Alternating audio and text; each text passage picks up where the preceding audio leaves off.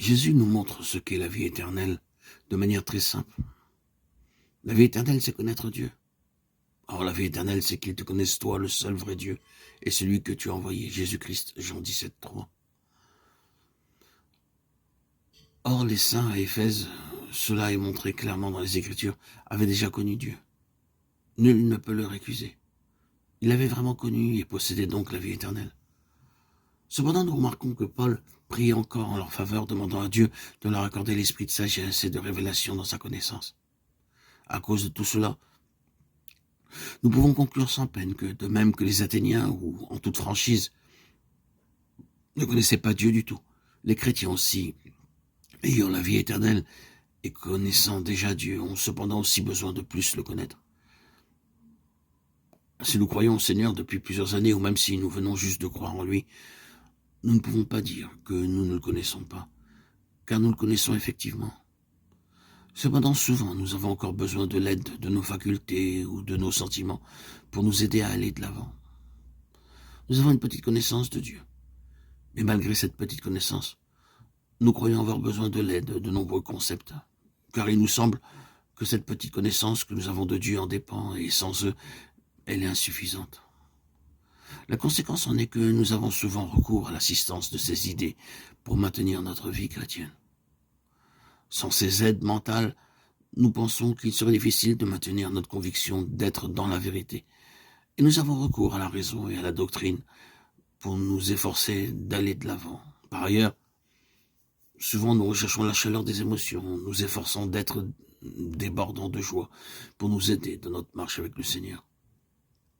Le jour viendra cependant où Dieu nous donnera l'esprit de sagesse et de révélation, en se révélant lui-même à nous de façon nouvelle, particulière et profonde, afin que nous puissions déclarer que maintenant, nous le connaissons vraiment. Alors, nous pourrons déclarer hardiment, maintenant, je comprends et je vois clairement, je n'ai plus besoin de l'aide des concepts ou des sentiments. Maintenant, je connais vraiment Dieu. Peut-être que certains ne peuvent pas pleinement comprendre ce qui vient d'être dit. Permettez-moi d'illustrer cela par un ou deux exemples. Un jour, un chrétien témoignait par ces paroles. Je crois au Seigneur depuis 22 ans. Les 2 premières années, j'ai fait tout mon possible pour croire. Et si l'on m'avait demandé si j'étais sauvé, car je l'étais vraiment, nul ne pouvait dire que je ne l'étais pas, car je savais que je l'étais. Je savais aussi que j'avais la vie éternelle. Cependant, j'avais un problème, car quiconque me demandait si je croyais en Dieu, je répondais que bien entendu je croyais en lui. Mais je prononçais ce mot croire en insistant, comme si je devais me forcer moi-même à croire, comme si je devais consciemment me l'imposer sous peine de cesser d'être chrétien. C'est pourquoi ma croyance au Seigneur Jésus exigeait mes propres efforts. Est-ce que je le connaissais? En toute sincérité, je ne savais pas si je le connaissais. J'avais recours à beaucoup de raisonnements et à la doctrine pour protéger ma foi. Je me sentais à l'abri et je pouvais même parler avec les autres tant que mes raisons étaient logiques et ma doctrine était irréfutable. J'avais besoin d'une aide mentale dans ma vie chrétienne. Aujourd'hui, je peux témoigner qu'il n'en est plus ainsi. Aujourd'hui, je peux dire que je connais mon Dieu. Je n'ai plus besoin d'avoir recours à une aide mentale pour avoir un appui. Je n'ai plus recours à des preuves externes pour protéger ma foi intérieure. Ce chrétien a exprimé en fait ce que signifie connaître vraiment Dieu.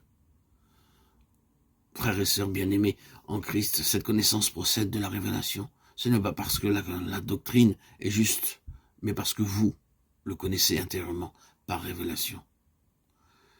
Cela est différent de la connaissance que vous avez eue aussitôt après avoir été sauvé. Car alors vous pensiez que votre connaissance devait être entourée de beaucoup de soins, à l'écart de toute crainte au risque qu'elle ne soit endommagée de quelque manière ou bien même perdue. Pour beaucoup, leur foi dans le Seigneur Jésus est continuellement dépendante et liée à l'obligation d'une marche attentive. Ils ont toujours peur d'entendre quelque chose de différent qui puisse infirmer leur connaissance de Dieu. Mais un jour, Dieu leur donne la révélation. Ils commencent à le connaître intérieurement, car ils l'ont vraiment vu et tous les problèmes sont résolus.